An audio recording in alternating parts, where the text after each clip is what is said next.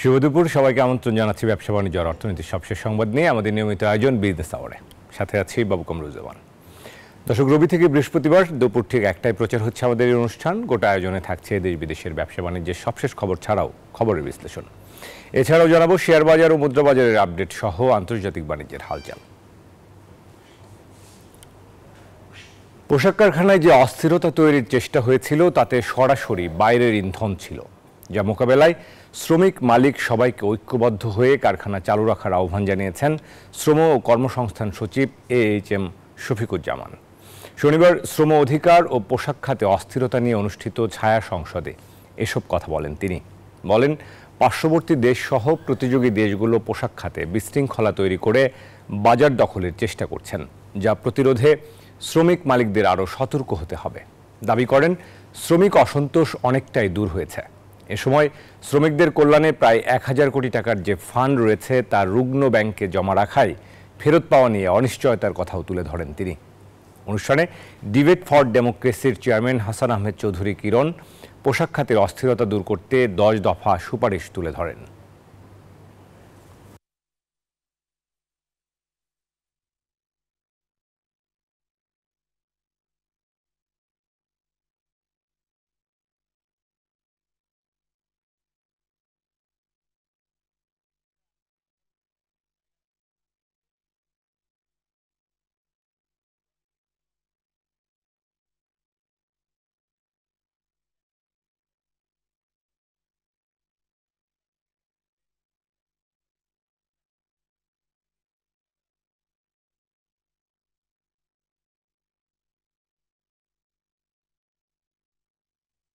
কোনো অযৌক্তিক স্বার্থান্বেষী মহলের উস্কানির কারণে আমাদের শ্রমিকরা বিভ্রান্ত হয়ে তাদের ফ্যাক্টরিতে, তাদের কারখানাতে, তাদের মালিক কর্তৃপক্ষকে তারা আটকে রেখে তারা আন্দোলন করবে, তারা সেখানে জ্বালাও পোড়াও করবে, তারা ভাঙচুর করবে, সেটাকে কিন্তু আমরা কোনোভাবেই সমর্থন করতে পারি না। আমাদের কারখানা খোলা রাখতে হবে এবং আমি মালিকদের যেমন আহ্বান জানাবো, একইভাবে শ্রমিকদের আহ্বান জানাবো। যেখানে আমার 20,000 30,000 শ্রমিক কাজ করে, সেখানে আপনারা যদি সংগঠিত থাকেন, আপনার ফ্যাক্টরি যদি আপনারা চালু রাখেন, তাহলে এমন কোনো শক্তি নাই যে বাইরে থেকে এসে সেখানে বাধা সৃষ্টি করতে পারে। দর্শক, এবারে সংবাদ বিশ্লেষণে ফিরতে চাই। আজকে আমরা সংবাদ বিশ্লেষণ করতে চাই সমসাময়িক আমরা দেখছিলাম যে পোশাক খাতে যে অস্থিরতা চলছিল, আসলে এর বাইরেও জ্বালানি সংকট নিয়ে বস্ত্র খাতের মালিকরা কিন্তু সম্প্রতি সংবাদ সম্মেলন করেছেন। নানা রকম চ্যালেঞ্জের মধ্য দিয়ে আসলে ব্যবসায়ীরা যাচ্ছেন। বিশেষ করে ব্যবসা পরিচালনার যে মূল চাবিকাঠি সেটি হচ্ছে জ্বালানি, সেই জ্বালানি সংকটে কিন্তু রয়েছেন। আজকে আমরা আলোচনা করতে চাই শিল্পে জ্বালানি সংকট সমাধান কতদূর, এই শিরোনামে শিল্পের জ্বালানি নিয়ে আমরা কথা বলবো। আমাদের সঙ্গে BTMA, Bangladesh textile mills association, BTM এর পরিচালক জনাব মোহাম্মদ খোরশেদ আলম যুক্ত রয়েছেন। আমরা তাকে স্বাগত জানাতে চাই। বিজনেস আওয়ারে স্বাগত জানাচ্ছি জনাব খোরশেদ আলম আপনাকে। আশা করি আপনি আমাকে শুনতে পাচ্ছেন, আমরা আপনাকে দেখতেও পাচ্ছি। একটু অনুরোধ করব, আপনার যদি সুযোগ থাকে আপনাকে একটু সেন্টারে আমরা যেন আরও বেশি দেখতে পাই। মাথার উপরে অনেক জায়গা রাখা আপনার, সেখানে থেকে আপনি নিজেই বুঝতে পারবেন আপনাকে দেখলে। জি, আপনি শুরুতেই যে বিষয়টি আসলে জানতে চাইবো যে মোটা দাগে আসলে আমরা দেখছিলাম যে শিল্প খাত, কিন্তু বিশেষ করে বস্ত্র খাত জ্বালানি সংকটে আসলে অনেক বেশি রুগ্ন হয়ে পড়ছিল, তাদের স্বাভাবিক উৎপাদনশীলতা ব্যাহত হচ্ছিল। এখনকার অবস্থা যদি বলি আজকে পর্যন্ত, যে সেই উৎপাদন কার্যক্রমে আপনাদের কি ধরনের বিঘ্ন হচ্ছে এবং জ্বালানি সংকটের পরিস্থিতি আসলে কি? ধন্যবাদ আপনাকে। শুনতে পাচ্ছেন? জি, শুনতে পাচ্ছি, বলুন। হ্যাঁ, ধন্যবাদ আপনাকে। আপনি জানেন যে বাংলাদেশে যে গার্মেন্টস শিল্পটা শুরু হয়, কিন্তু আপনি যদি বলেন তাহলে 80 থেকেই অ্যাকচুয়ালি বড় আকারে চালু হয়। এবং এই চালু হওয়ার পিছনে এবং এই যে আপনার গার্মেন্টস শিল্পটাকে উন্নতির শিখরে নিয়ে আসার পিছনে যে জিনিসটা কাজ করেছে সেটা হলো, 1 নম্বর হলো গ্যাস, 2 নম্বর হলো আমাদের শ্রমিক। এই দুইটা জিনিসের উপরে কিন্তু নির্ভর করে এই গার্মেন্টস শিল্প আজকে $46 বিলিয়ন এক্সপোর্টে চলে আসছে। এখন যদি আমি বলি যে আজকে যে তখন ধরেন আমার যতদূর মনে আছে সেই সময়ে গ্যাসের মূল্য ছিল 2 টাকা 80 পয়সা CBM, আজকে সেটার দাম হচ্ছে 31 টাকা 50 পয়সা। তো আপনি যদি এখানে ব্যবধানটা দেখেন যে কত পরিমাণে গ্যাস এবং বিদ্যুতের প্রাইসটা আমি পরে বলছি যে বাড়ানো হয়েছে। এখন এই গার্মেন্টসটা যেভাবে চলে আসছিল বিগত ধরেন আপনার আর 3 বছর করোনার আগ পর্যন্ত কিন্তু এটা মোটামুটি একটা স্টেজে ছিল, গ্যাসের মূল্য ছিল তখন মনে করেন 12 টাকা 13 টাকা। তার আগে কিন্তু আমাদের যে তৎকালীন উপদেষ্টা, জ্বালানি উপদেষ্টা যখন আমাদেরকে বললেন যে আমরা আপনাদেরকে নিরবিচ্ছিন্ন গ্যাস দিব, আপনি 12 টাকাটা আমাদেরকে 16 টাকা করে দেন, তখন কিন্তু এটা আমরা কোন উদ্দেশ্যে দিয়েছিলাম যে আমরা নিরবিচ্ছিন্ন গ্যাস পাবো, এই গার্মেন্টস এবং শিল্পগুলা 24 ঘন্টা চলবে, এবং এখানে তখন 80 বিলিয়ন ডলারের আমরা টার্গেট নিয়েছিলাম। আমাদের যে কমিটমেন্ট করা হয়েছিল সেই কমিটমেন্ট মোতাবেক কিন্তু আমরা জ্বালানি, গ্যাস বলেন, বিদ্যুৎ বলেন, নিরবিচ্ছিন্ন কোনোটাই পাই নাই।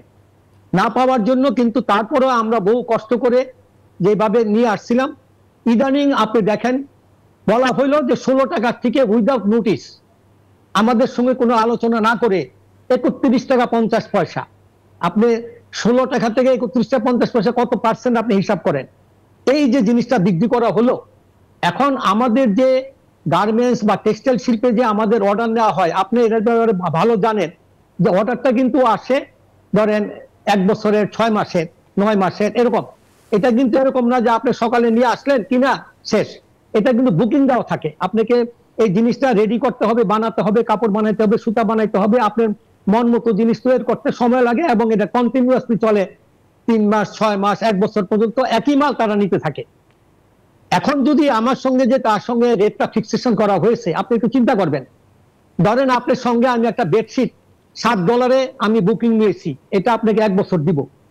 এই মুহূর্তে আপনি আমার গ্যাসটাকে 16 টাকা থেকে 31 টাকা 50 পয়সা করেছেন, যেখানে আমার 60 কোটি টাকা লাগলো একটা ফ্যাক্টরিতে, সেখানে 120 কোটি টাকা লাগে, 127 কোটি টাকা লাগে। তো এই যে 50 কোটি টাকা গ্যাপ, এই গ্যাপটা আমরা কোথায় থেকে দিব?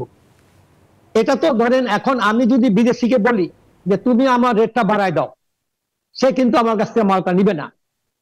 কিন্তু আমাকে কিন্তু যে জ্বালানি দপ্তর থেকে, মন্ত্রণালয় থেকে যে রেটটা আমার উপরে চাপায় দেওয়া হলো, এগুলো কিন্তু কোনো আলোচনা হয় নাই। এটা সম্পূর্ণ অযৌক্তিক। একটা মিলের উপরে এই ধরনের ইন্ডাস্ট্রি পলিসিতে এই ধরনের নিয়ম হয় না। সেটা হতে পারে আপনি এখন একটা জিনিস কিনতে গেছেন, বাজারে কিনলেন, না কিনলে চলে আসলেন, কিন্তু এক্সপোর্টের ব্যাপারে আপনাকে কমিটমেন্ট রক্ষা করতে হবে। আমাদের যে গ্যাস বিদ্যুতের যে নিরবিচ্ছিন্ন দেওয়ার কথা ছিল সেগুলো হয় নাই, এবং যেইভাবে রেটটা নিয়েছে এই রেটটাতে আমাদেরকে আরো দুর্বল করে দিয়েছে। তার ভিতরে আপনি জানেন, হয়তো আপনার জানা আছে যে আমাদের একটা ইনসেন্টিভ ছিল। দেখেন যখন 80-85 সনে আপনার এই গার্মেন্টস শুরু হয়, আপনার হয়তো খেয়াল আছে কিনা বা আপনি শুনছেন হয়তো, তখন ইনসেন্টিভ দিয়েছিল কত? 25%। পরবর্তীতে সেটা কমতে কমতে এসে 5% পর্যন্ত এসেছিল। এখন সেটাকে 1% নিয়ে আসছে। তারপরেও আবার কি জানেন এখানে খেলাটা কিরকম, আপনি 1% আমাদের দেয়, আবার সারচার্জ যখন আমার পেমেন্টটা আসে ডলারটা, তখন তারা আমার কাছ থেকে 1.5% কেটে নেয়। তো অর্থাৎ কি হলো, আপনাকে কি দিলেন ভাই? আমাকে বলছেন 1% দিচ্ছেন, আমার থেকে 1.5% নিয়ে যাচ্ছেন আমার নেট অ্যামাউন্ট থেকে। তো এগুলো হলো কি আপনার টেক্সটাইলের ব্যাপারে বা গার্মেন্টস এর ব্যাপারে যে ধরনের পদক্ষেপ বা নীতি থাকা দরকার, পলিসি থাকা দরকার, এই পলিসি কোনো কাজ হচ্ছে না। বিদায় এটা কিন্তু সামনে হাতছাড়া হওয়ার সম্ভাবনা আছে। কারণ হয়েছে এককালে দেখেন শ্রীলঙ্কা কিন্তু এই গার্মেন্টস শিল্পে বড় অবদান ছিল, সেখান থেকে আমরা বাংলাদেশ চলে আসছি। এখন আমাদের বাংলাদেশ থেকে এই শিল্পটাকে নেওয়ার জন্য কিন্তু বিদেশি বহু চক্র এটার পিছনে লেগে আছে, এবং আমার কাছে এরকম বহু প্রমাণ আছে। আমি আপনাকে বলতে পারি, এই যে আপনি একটা কথা বললেন যে শ্রমিক আন্দোলন, সেই আন্দোলনটা অ্যাকচুয়ালি আন্দোলনটা মদন কামড় কখন থেকে আরম্ভ হয়েছে? 2006 থেকে। 2006 থেকে যখন আশুলিয়া এবং বিভিন্ন এলাকায় ভাঙচুর, আগুন দিয়ে পুরানো হইলো, আপনি কি মনে করেন, আপনি তো বহু মিল মালিকের মিলে যান, শ্রমিকদের সঙ্গে কথা বলেন, শ্রমিকরা কি কখনো মিলে আগুন দিতে চায়? আপনি বিশ্বাস করবেন? আমি তো বিশ্বাস করি না। শ্রমিকরা গিয়ে কে মেশিনারি ভাঙবে না। তারা বলতে পারে তার অভিযোগ কি, সে টাইম মতো তাকে বেতনটা দেওয়া হয় নাই, তার দেরি হচ্ছে। এটার জন্য আমরাও মানে দুঃখিত। কিছু কিছু মিল আছে, দেখেন আজকের যে আপডেটেড রিপোর্ট আপনাকে বলি, গতকালকের সাভার আশুলিয়া এলাকায় 1863টা গার্মেন্টস ফ্যাক্টরি, তার ভিতরে 13টা তারা নিজেরা বন্ধ করে দিয়েছে। তাদের হয়তো সমস্যা আছে, এটা সত্যিকারের হতে পারে, তাদের আর্থিক অবস্থা ভালো না, তারা শ্রমিকদের বেতন দিতে পারতেছে না। আর 3টা মিলকে ধরেন এইভাবে একটু আনরেস্ট আছে। তবে এই আনরেস্ট গুলো কিন্তু আমরা এটা মিঠানো কোনো ব্যাপার না। আপনি জানেন যে আমাদের প্রধান উপদেষ্টা বলেছিলেন যে শ্রমিক এবং মালিক সম্পর্ক করে নিজেদের ব্যবসাকে আপনারা আগায় নেন। এটি কিন্তু আসল কথা। কিন্তু আমরা কি করি, নিজেরা না দেখে বিভিন্ন জনকে দেই, বিভিন্ন জনের মাধ্যমে আলোচনা করি। আমরা যদি সরাসরি আলোচনা করি এই জিনিসগুলো সহজ হয়। আপনি দেখেন আজকে যে 1863টার ভিতরে মনে করেন 16টা বাদে যে বাকি মিলগুলো চলতেছে, ওই শ্রমিকদের কোনো আন্দোলন আছে? তারা ভাঙচুর করতেছে না। তারা কারো কথায়, তারা প্রচারণা তাদের মানে মিসগাইড করাতে তাদের অন্যরকম বোঝানো হয়েছে, তারা আসছে। কিন্তু তারা কিন্তু সত্যিকার অর্থে বুঝতে পারছে যে এই গার্মেন্টস বন্ধ করে তারও ক্ষতি হয়েছে। সে হয়তো বেতনটা পাবে, কিন্তু তার ভিতরে কোথায় ফিলিংসটা আছে যে আমার মিলের মালিকের ক্ষতি হয়েছে। আজকে যেগুলা মনে করেন ভিতরে, আপনাকে আমি একটা কথা বলে দিই, আপনি খেয়াল রাখবেন, যখন দেখবেন একটা মিলের ভিতরে আগুন এবং মেশিন ভাঙচুর করা হয়েছে, এটাকে আমি 100% গ্যারান্টি দিয়ে বলতে পারি এটা বিদেশি ইন্ধন। এটা বিদেশি ইন্ধন, উদ্দেশ্যভাবে এটা করা হয়। হ্যাঁ, উদ্দেশ্যভাবে। এবং এখানে কিছু লোক আসে, আপনাকে আমি বলি 20 থেকে 25 জন এই কাজ করতে, এবং তারা সব এক বয়সে। তাদের হাতে দেখবেন লাঠিগুলা একই সাইজের, একই রঙের, এবং হাতুড়ি একই সাইজের। তারা ম্যাচ নিয়ে আসে পকেটের ভিতরে। এবং তারা কারা? এরা কিন্তু কোনো শ্রমিক না। আমি রিসেন্টলি আমাদের ওখানে এক জিনিস হয়েছিল, আমাদের এখানে এক্স আর্মি আছে, উনি জিজ্ঞেস করতে গিয়েছিলেন তোমরা কি চাও এখানে? বলে আমরা মিল বন্ধ করেন। আমার মিলে তো কোনো রকমের আনরেস্ট নাই, আমার শ্রমিক তো কোনো কিছু না। প্লাস আমার মিলটা লেখা আছে এটা সুতা উৎপন্নকারী মিল, এটা কোনো গার্মেন্টস শিল্প না। আপনি দেখেন এখানে, বলছে হ্যাঁ দেখছি, আপনি মিল বন্ধ করতে হবে। কেন বন্ধ করতে হবে সে কিন্তু জবাব দিতে পারে না। এবং তাদেরকে ওই এলাকায় আমাদের ওই 1 কিলোমিটার পর্যন্ত আমরা খবর নিয়েছি, এই ছেলেরা কারা, রেস্টুরেন্ট, দোকান, ফুটপাত, সবাই বলছে স্যার এরা এই এলাকার না, এরা বহিরাগত, বাইরে থেকে এসেছে। তাদের একই রকমের প্রায় ড্রেস, 15 থেকে 20 জন, এবং বয়স তাদের 18 থেকে 24। এবং দেখলে মনে হবে যে ভাড়া করে নিয়ে আসে বাইরে থেকে। অবশ্যই। আচ্ছা, আরেকটা জিনিস আমি নিজে চোখে দেখেছি, আমার নিজের চোখে দেখা। আমার সাথে আপনার ওই এটিএন বাংলার একজন মানে অফিসার ছিলেন। আমরা যখন দেখতেছি এই গ্রুপটা পাশে একটা দোকানের সামনে এসে জানি তারা কি নিচ্ছে, সব জড়ো হয়ে আছে। এখন কি তারা টাকা নিচ্ছে, না নাস্তা নিচ্ছে, না লাঠি নিচ্ছে, সেটা জানি না। কিন্তু একটা জায়গা থেকে তাদের প্রোভাইড করা হয়, এবং তারা কিন্তু সব জায়গায় আগুন দেয় না। আমি আপনাকে বলে দিই, তাদেরকে বলা হয় কোন মিলে আগুন দিবে, কোন মিলে মেশিন ভাঙবে। তারা যাবে, অন্যান্য শ্রমিকদের নিয়ে আসবে, শ্রমিকরা কিন্তু বের হতে চায় না। আরেকটা জিনিস আমি লক্ষ্য করেছি, নিজে চোখে দেখা, আমি সেই দিন ছিলাম ওইখানে। একটা গ্রুপ, আপনার যে মালিক, ওনার এখান থেকে জুট ব্যবসা যারা করতেন আগে, সেই জুট ব্যবসা যারা করতেন তারা এখন এখান থেকে চলে গেছেন দূরে।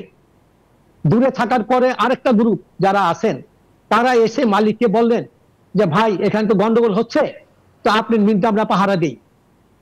তো মালিক তো বুঝতে পারে নাই, সৎ মনে বলছে যে ঠিক আছে ভাই, আপনি এলাকার লোক, যদি আপনি আমার মিলটা পাহারা দেন আমার খুব উপকার হবে। এখন কি করলেন, পরদিন সকালে তারা 15 থেকে 20 জন, অ্যাকচুয়ালি এরাও কিন্তু জুট ব্যবসায়ী, কিন্তু আসছে এখানে অন্য লেবারে, এসে তারা গেটের সামনে আপনার লাঠি নিয়ে বসে আছে, পাহারা দিবে। যখন নাকি ওই গ্রুপটা আগের যে যারা জুট ব্যবসা করতেন, তারা যখন দেখলেন যে কিরে ওরা দেখি এখানে এসব বসে আছে, নিশ্চয়ই তাহলে জুট ব্যবসাটা নিয়ে যাবে, এই ধর। তখন আবার তারা লাঠি নিয়ে আসলো। লাঠি নিয়ে এসে যে গ্রুপটা বসা ছিল, এই গ্রুপ মানে পুরানো নতুন দুই গ্রুপে মারামারি শুরু করলো। শুরু করার পথে মিলের ভিতরে ঢুকলো, ফ্যাক্টরি শ্রমিকরা বের হয়ে গেল।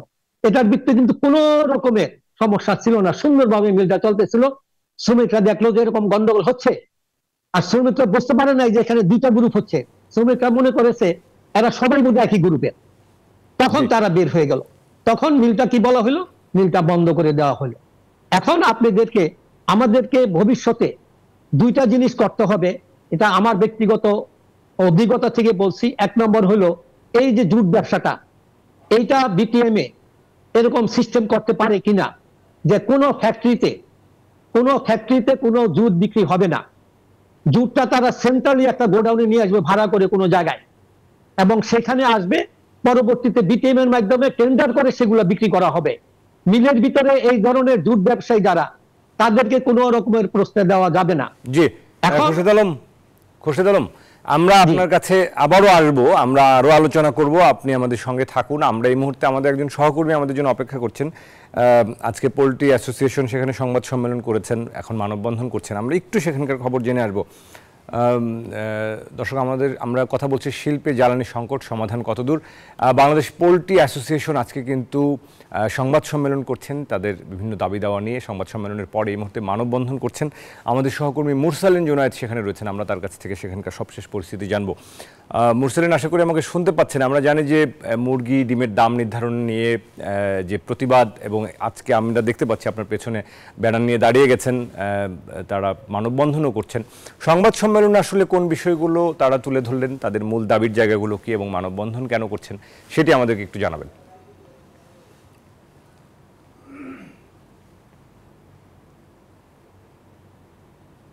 বাংলাদেশ পোল্ট্রি অ্যাসোসিয়েশন বিপিএ আজ দুটি কর্মসূচি ঘোষণা করেছে। তার প্রথমটি সংবাদ সম্মেলন, সেটা তাদের শেষ হয়ে গেছে এবং এই মুহূর্তে বিপিএর পক্ষ থেকে প্রেস ক্লাবের সামনে এই মানববন্ধনটি অনুষ্ঠিত হচ্ছে।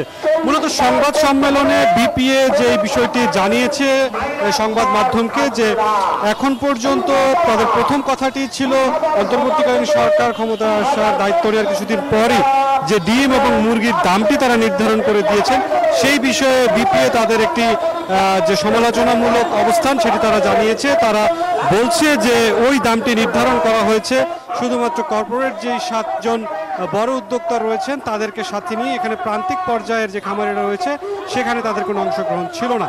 এই দাম নির্ধারণটিকে কেন্দ্র করেই এবং পাশাপাশি অতীতে আরও বেশ কিছু বিষয়কে কেন্দ্র করে বিপিএ যে সংবাদ সম্মেলন করেছে, সেখানে বিপিএ বলছে যে এই মূলত ডিম এবং মুরগি এর যে দাম বাড়ে, এর বাড়ার প্রথম কারণটি হচ্ছে ফিডের দাম এবং মুরগির বাচ্চার দাম।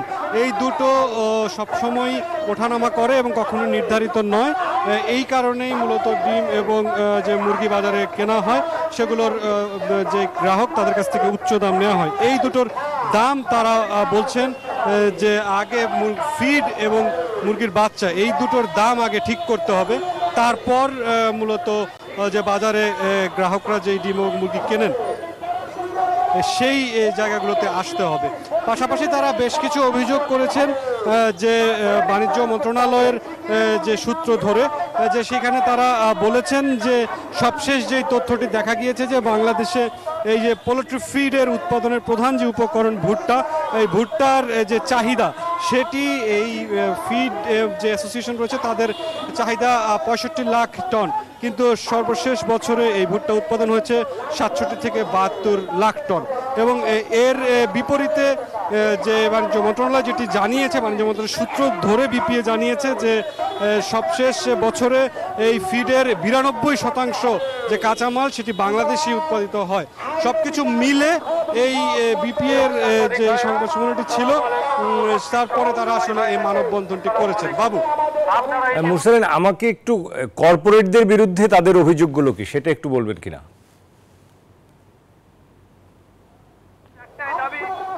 কর্পোরেট প্রতিষ্ঠানগুলো কর্পোরেটের বিরুদ্ধে তারা মূল যে অভিযোগটি করছেন, যে কর্পোরেট যে পক্ষগুলো রয়েছে তারা বলছেন যে এই পোল্ট্রি যে খাত এটি পুরোপুরি আমদানি নির্ভর।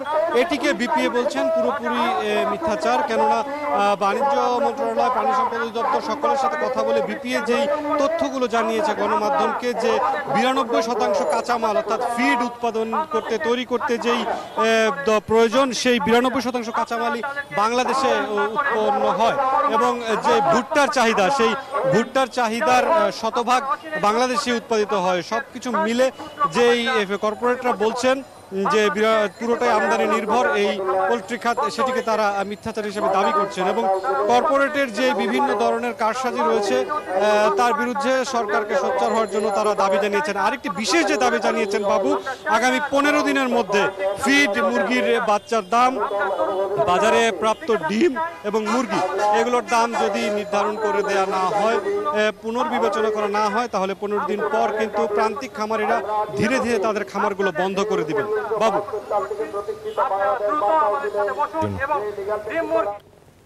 দর্শক, আমাদের সহকর্মী মুরসালিন জুনায়েদ জানাচ্ছিলেন পোল্ট্রি অ্যাসোসিয়েশন যে সংবাদ সম্মেলন করেছেন এবং মানববন্ধন করেছেন তার সবশেষ আপডেট। আবারও ফিরছি সংবাদ বিশ্লেষণে। আমাদের সঙ্গে আজকে রয়েছেন বিটিএম এর পরিচালক রয়েছেন মোহাম্মদ খোরশেদ আলম। কথা বলছি শিল্পের জ্বালানি সংকট এবং সমাধানে করণীয় নিয়ে। আমরা আরও একবার স্বাগত জানাতে চাই খোরশেদ আলম আপনাকে। আশা করি আমাকে শুনতে পাচ্ছেন।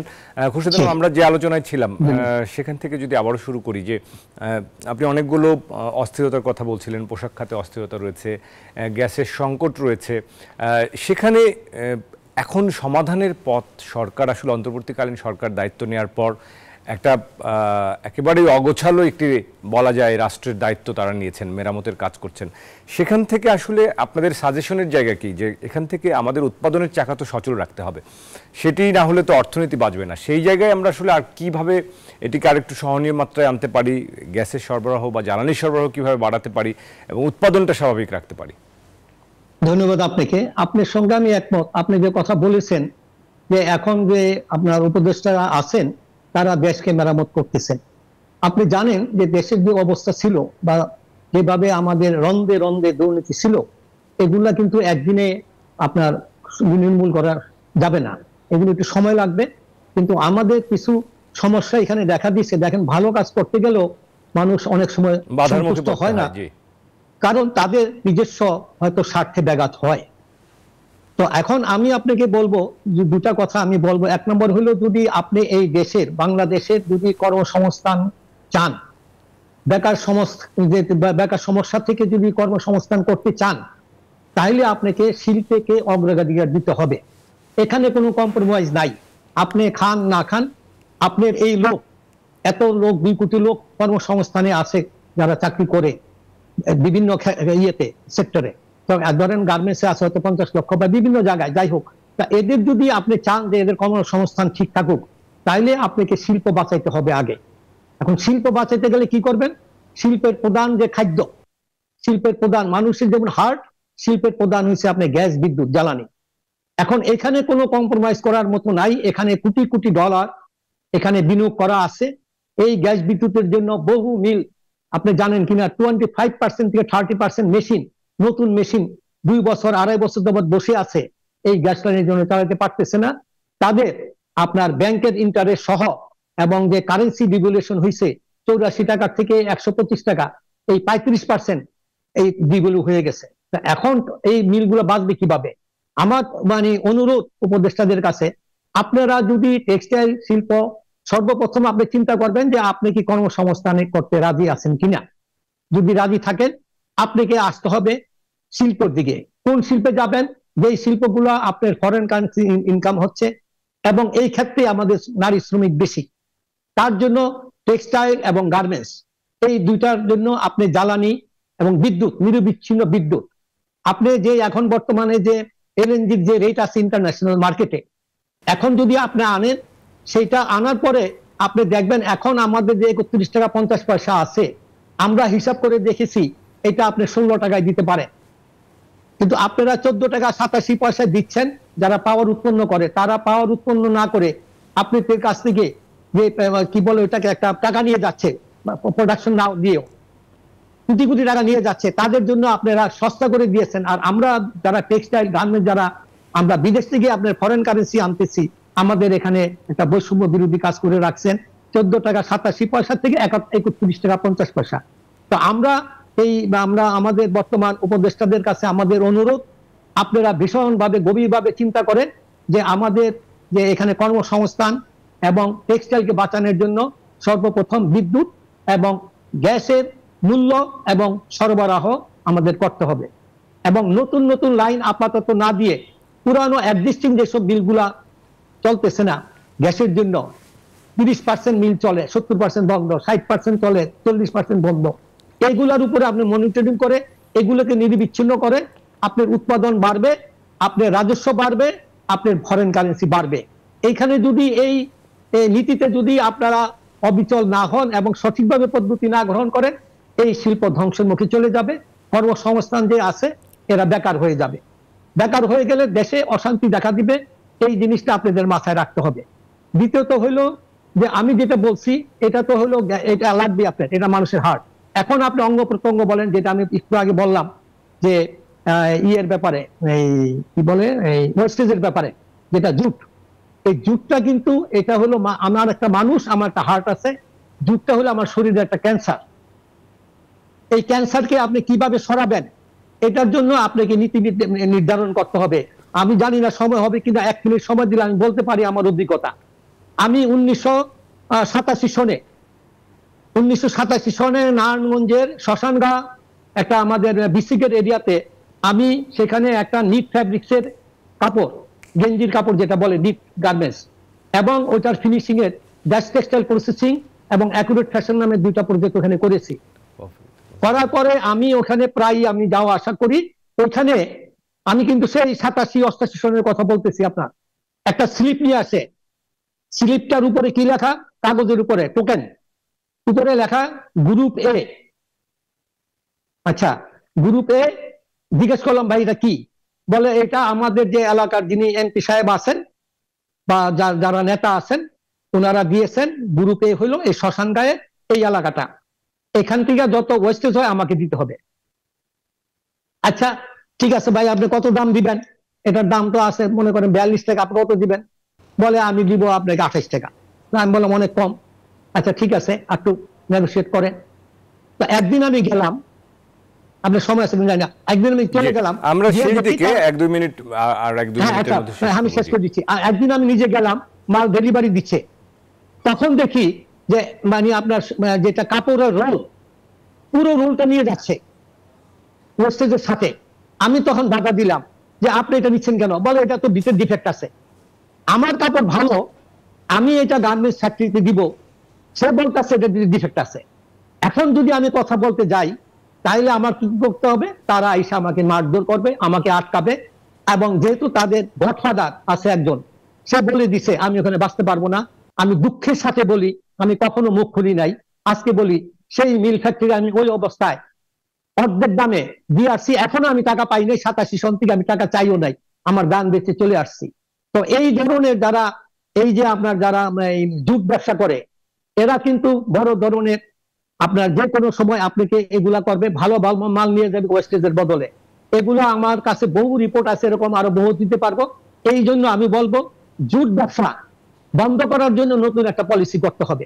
মিল থেকে কোনো জুট বিক্রি হবে না, ওয়েস্টেজ বিক্রি হবে না।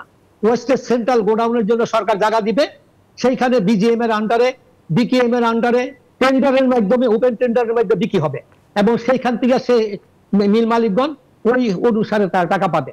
আর না হলে এটার পিছনে সারা জীবন 2টা গ্রুপ আসবে, যে ক্ষমতা আসবে সেই ভাঙচুর করবে, তখন একটা গন্ডগোল হবে। এই জিনিসটা আমি সরকার উপদেষ্টাদের কাছে আমি বলবো, এটার জন্য আপনি একটা পলিসি করেন, এবং টেক্সটাইল গার্মেন্টস এর লোক সহ একটা মনিটরিং কমিটি করে দেন। তারা মনিটরিং কমিটি করে এই ধরনের নীতিমালা তারা তৈরি করবে। জি, খোরশেদ আলম, অসংখ্য ধন্যবাদ জানাই আপনাকে, আজকের এই আলোচনায় সময় দিয়েছেন। আমরা আশা করব অন্তর্বর্তীকালীন সরকার নতুন করে তারা আসলে নিশ্চয়ই ভাববেন এই বিশেষ করে শিল্প কারখানাকে কীভাবে সচল রাখা যায়, আইন শৃঙ্খলা পরিস্থিতিকে আসলে কীভাবে উন্নত করা যায়, সেই চেষ্টা কিন্তু তারা করে যাচ্ছেন। এখানে ব্যবসায়ীদেরও সহযোগিতা প্রয়োজন, আশা করি আপনারাও সেই সহযোগিতা করে পাশে দাঁড়াবেন। আবারও ধন্যবাদ জানাই, আমাদের এই আলোচনায় আজকে আপনি সময় দিয়েছেন। দর্শক, আমাদের সঙ্গে যুক্ত ছিলেন Bangladesh textile mills association BTM এর পরিচালক জনাব মোহাম্মদ খোরশেদ আলম। কথা বলছিলেন বস্ত্র খাতের সমসাময়িক চ্যালেঞ্জ নিয়ে, পাশাপাশি জ্বালানি সংকট এবং সমাধানের পথ নিয়ে। বিজনেস আওয়ার্ডের সময় হলো একটা বিরতি নেবার, ফিরবো শেয়ার বাজার আপডেট এবং ব্যবসা বাণিজ্যের অন্যান্য খবর নিয়ে। আশা করি স্বাগত। দর্শক, আরও একবার স্বাগত বিজনেস আওয়ার্ডের সাথে আছি বাবু কামরুজ্জামান। এবারে জানাবো শেয়ার বাজারের খবর।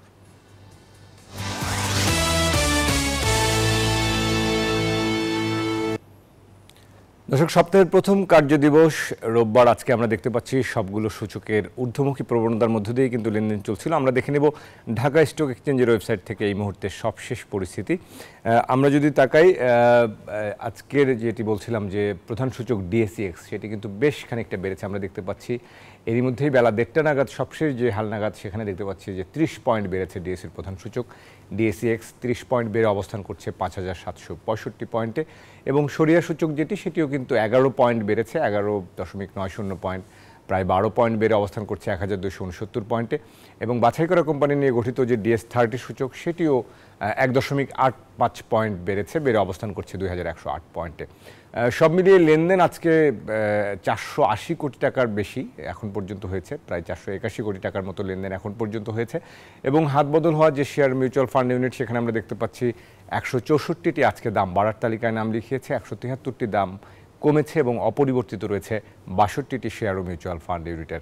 এবং মোটা দাগে আমরা দেখতে পাচ্ছি যে বাজারে কিন্তু গত সপ্তাহে এক ধরনের মিশ্র প্রবণতা দেখেছি, আজকে শুরুটা আমরা চাঙ্গাভাবেই শুরু হতে দেখছি, লেনদেনেও কিছুটা গতি রয়েছে এবং সবগুলো সূচকই বেড়েছে, প্রধান সূচক বিশেষ করে দেখতে পাচ্ছি যে অনেকটাই বেড়েছে। বাজারে নতুন অন্তর্বর্তীকালীন সরকার আসবার পর নতুন যে নিয়ন্ত্রক সংস্থা তারা নতুন নতুন সংস্কার উদ্যোগ নিয়েছেন, কিন্তু এখনও পর্যন্ত যদিও আমরা বাজারে খুব বড় ধরনের ইতিবাচক পরিবর্তন দেখিনি, বিনিয়োগকারীদের মধ্যে আস্থা নিয়ে এখনও দোলাচল রয়েছে। তো সব মিলে আজকের পুঁজিবাজার পরিস্থিতি এই। আমরা এবারে মুদ্রা বাজার পরিস্থিতি জানাবো আপনাদেরকে। শুরুতেই দেখে নেব মার্কিন ডলার।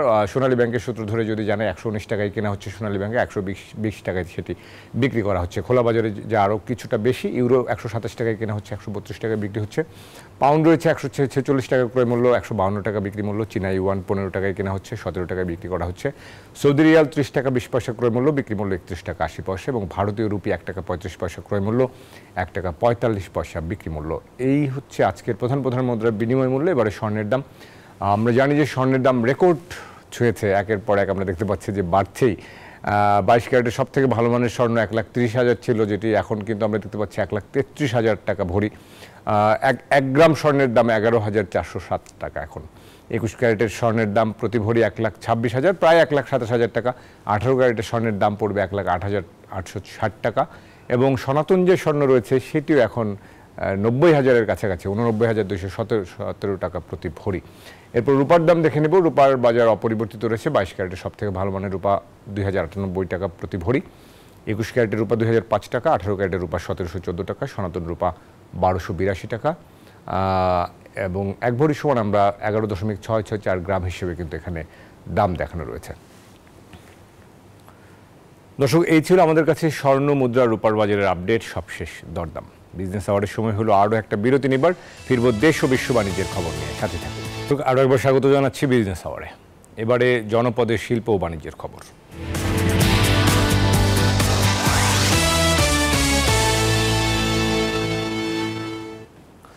ভরা মৌসুমেও নদীতে কাঙ্ক্ষিত ইলিশ না পাওয়ায় চাঁদপুর মৎস্য অবতরণ কেন্দ্র, বড় স্টেশন, মাছ ঘাট পাইকারি বাজারেও বাড়ছে না সরবরাহ। ইলিশের দামও আকাশ ছোঁয়া, ফলে ক্রেতাদের পাতে জুটছে না ইলিশ। সরবরাহ কমার পাশাপাশি ভারতে রপ্তানি হলে দাম আরও বাড়বে বলে আশঙ্কা করছেন মৎস্য ব্যবসায়ীরা। খোকন কর্মকারের তথ্য ছবিতে বিস্তারিত। চাঁদপুর মৎস্য অবতরণ কেন্দ্র, বড় স্টেশন, মাছ ঘাট পাইকারি বাজার। ইলিশ কিনতে ক্রেতাদের ভিড়, কিন্তু ক্রেতার তুলনায় ইলিশের সরবরাহ নেই, দামও আকাশ ছোঁয়া। ফলে রূপালী ইলিশ কিনতে গিয়ে হতাশ হয়ে ফিরে যাচ্ছেন ক্রেতারা। না আসলো মাছ কিনবো না এখান থেকে, মনে করছিলাম যে দাম কমবে, 1,000-1,200 টাকার পাওয়া যাবে, কিন্তু আসলে তো তাই কম না দাম। ইলিশ মাছই নাই বর্তমান, যেই পরিমাণ চাহিদা সেই তুলনায় 25% ইলিশ নাই। 1 কেজি থেকে 1200 গ্রাম ওজনের প্রতি কেজি ইলিশ বিক্রি হচ্ছে 1700 থেকে 2000 টাকায়। বিক্রেতারা বলছেন চাহিদার তুলনায় সরবরাহ কম থাকায় দাম বেশি। যেরকম যেই পরিমাণ ইলিশ হতো অন্য সিজনে, কিন্তু ওই পরিমাণ ইলিশ মাছ হইতেছে না। আমরা কারেন্ট জাল বন্ধ করতে পারি, আমরা আশা করব আগামীতে ইনশাল্লাহ আমরা মাছ পরিপূর্ণ পাবো। এদিকে দুর্গাপূজা উপলক্ষে ভারতে ইলিশ রপ্তানি এবং বাজারে সরবরাহ কমে গেলে ইলিশের দাম আরও বাড়বে বলে আশঙ্কা করছেন মৎস্য ব্যবসায়ীরা। যেহেতু পর্যাপ্ত পরিমাণ ইলিশ মাছ নাই, আমাদের চাহিদা অনুযায়ী ধরা পড়ছে না, এই কারণে ইলিশের দাম বেশি। দুর্গাপূজা উপলক্ষে যদি রপ্তানির অনুমতি দেয়, সরবরাহ যদি এই পরিমাণ থাকে, দাম বাড়ার সম্ভাবনা খুব বেশি। চাঁদপুরের পদ্মা মেঘনায় বছর জুড়ে ধরা পড়ে ইলিশ। এবছর 1.5 শতাধিক ছোট বড় মৎস্য আড়তে প্রতিদিন আমদানি হচ্ছে 400 থেকে 500 মন, যা গত বছরের তুলনায় অর্ধেকেরও কম। Desk report, news 24। দর্শক, এবারে বিশ্ব বাণিজ্যের খবর।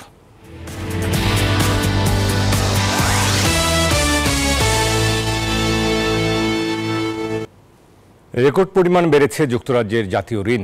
দেশটির জাতীয় পরিসংখ্যান বলছে ব্রিটিশ সরকারের বর্তমান ঋণের পরিমাণ পৌঁছে গেছে জিডিপির 100%, যা গত 6 দশকের মধ্যে সর্বোচ্চ।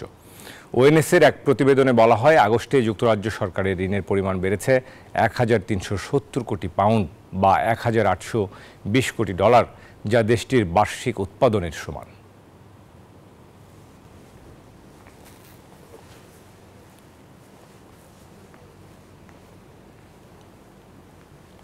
দর্শক, এই ছিল বিজনেস আওয়ারের এখনকার আয়োজন। ব্যবসা বাণিজ্যের সবশেষ খবর ও খবরের বিশ্লেষণ জানতে চোখ রাখুন রবি থেকে বৃহস্পতি দুপুর 1টায় বিজনেস আওয়ারে।